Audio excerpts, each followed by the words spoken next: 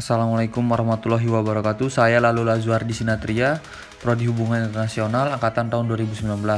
Di sini saya akan menjelaskan tentang diplomasi total Indonesia dalam pembebasan WNI di Sandra Abu Sayyaf. Ada 3 poin yang akan saya jelaskan nanti. Yang pertama, profil kelompok Abu Sayyaf. Yang kedua, penggunaan diplomasi total untuk pembebasan Sandra. Dan yang ketiga, alasan pemerintah Indonesia menggunakan diplomasi total. Baik, langsung saja. Pada Maret dan April tahun 2016, sebanyak 2 kali kelompok teroris Abu Sayyaf menculik ABK asal Indonesia untuk dijadikan sandera. Kronologis insiden ini, yang pertama pada tanggal 15 Maret, kapal Brahma dan kapal Tongkang Anan berlayar membawa 7.500 metrik ton lebih batu bara milik PT Antang Gunung Meratus. Tujuan angkutan batu bara ke pelabuhan Batangas, Luzon, Filipina. Saat dibajak, kedua kapal dalam perjalanan dari Sungai Puting, Kalimantan Selatan menuju Batangas, Filipina Selatan. Kelompok Abu Sayyaf menyandra 10 ABK dan meminta uang tebusan sebesar 50 juta peso, sekitar 15 miliar, dengan tenggat waktu 8 April 2016. Kedua, pada tanggal 15 April tahun 2016, kapal Tunda TB Henry dan kapal Tongkang Christie kembali dibajak saat perjalanan dari kota Cebu, Filipina menuju ke Tarakan. Posisi kapal ketika dibajak berada sekitar 15 mil dari Tawau, Malaysia.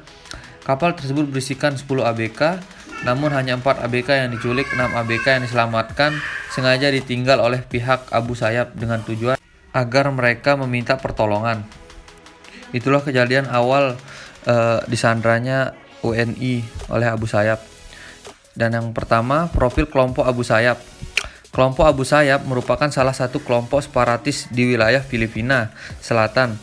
Pada awalnya, gerakan ini merupakan pecahan dari kelompok MNLF Moro, yaitu Moro National Liberation Front. Gerakan ini sangat berpengaruh dalam memperjuangkan kebebasan Muslim Moro. Kegiatan yang dilakukan oleh Abu Sayyaf antara lain pengeboman, pembajakan, dan penculikan warga negara asing untuk uang tebusan. Ideologi yang digunakan oleh kelompok Abu Sayyaf yaitu adalah jihadis, salafi, dan wahabi.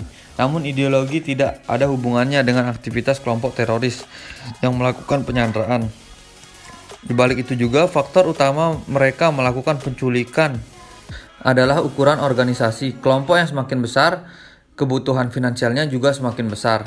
Hal ini menjadi alasan utama Abu Sayyaf melakukan penyanderaan karena dianggap sebagai bisnis yang menguntungkan. Kelompok Abu Sayyaf menjadi kelompok-kelompok kecil yang bergerak tanpa arahan, bahkan pimpinannya tidak mengetahui berapa jumlah anggotanya. Pada umumnya, kelompok ini menculik warga negara asing, kemudian disandera, dijual kepada kelompok yang lebih tinggi pengaruhnya, terutama yang dapat berbicara dengan kedutaan atau orang-orang petinggi lainnya. Baik, selanjutnya penggunaan diplomasi total untuk pembebasan sandera. Diplomasi total umumnya digunakan untuk mempromosikan kepentingan nasional serta meningkatkan citra positif suatu negara sehingga tergolong kontroversial untuk pembebasan sandera. Negosiasi pembebasan sandera seharusnya dilakukan secara satu arah untuk menghindari intimidasi dari pihak penyandera. Namun daripada itu melibatkan berbagai pihak, diplomasi total dianggap berhasil karena adanya terus building dari pihak jaringan formal dan informal. Setiap kasus mempunyai variabel yang berbeda, sehingga strategi yang seragam tidak bisa digunakan dalam semua insiden penyanderaan. Bisa dilihat dari penerapannya, dapat disimpulkan diplomasi total dapat digunakan untuk meraih kepentingan nasional, namun tidak bisa diterapkan dalam setiap kasus pembebasan sandera. Pertimbangan sebelum menggunakan diplomasi total dalam pembebasan sandera yaitu yang pertama menganalisa tipe kelompok, yang kedua memiliki negosiator atau jaringan. Yang pertama di sini menganalisa tipe kelompok dalam artian situasi dan wilayah penyanderaan. Tipe kelompok perlu dianalisa karena perlakuan berbagai tipe kelompok selama aksi penyanderaan berbeda-beda. Tipe kelompok penyandera pada studi kasus ini adalah kelompok teroris radikal. Mereka memiliki ideologi serta pemimpin yang berpendidikan. Tujuan penyanderaan dilakukan untuk eksistensi kelompok dan mendanai aksi mereka. Dalam menganalisa tipe kelompok, pemerintah Indonesia dapat memanfaatkan non-state actor yang mempunyai kedekatan dengan masyarakat di wilayah Filipina Selatan. Situasi dan wilayah penyanderaan berada di sebuah hutan dekat pantai dan berpindah-pindah. Namun kontrol pemerintah Filipina terhadap keamanan wilayah sangat stabil, sehingga dapat meminta bantuan kepada pemerintahan Filipina. Kedua, memiliki negosiator atau jaringan yang dapat berbicara langsung dengan para penyandera. Kegiatan ini melibatkan berbagai pihak dan menyangkut nyawa seseorang, maka perlu koordinasi di bawah Kementerian Luar Negeri. Dalam hal ini dilakukan untuk menghindari adanya intimidasi. Peran negosiator sangat penting dalam diplomasi total karena seorang negosiator harus mengetahui tipe informasi yang dibutuhkan dalam berdiskusi dengan penyandera. Sebagai pertimbangan untuk memilih seorang komunikator yang efektif memiliki keahlian, pengalaman, dan keterampilan, Filipina dan Indonesia merupakan negara yang berdekatan sehingga masyarakat sipilnya dekat satu sama lain. Mereka dapat dipotensikan menjadi negosiator. Yang selanjutnya, alasan pemerintah Indonesia menggunakan diplomasi total. Alasan pemerintah Indonesia menggunakan strategi diplomasi total dalam pembebasan sandera berdasarkan pertimbangan rasional. Antara lain, yang pertama, pemerintah Indonesia pernah membantu pemerintah Filipina dalam melakukan dialog damai dengan MNLF.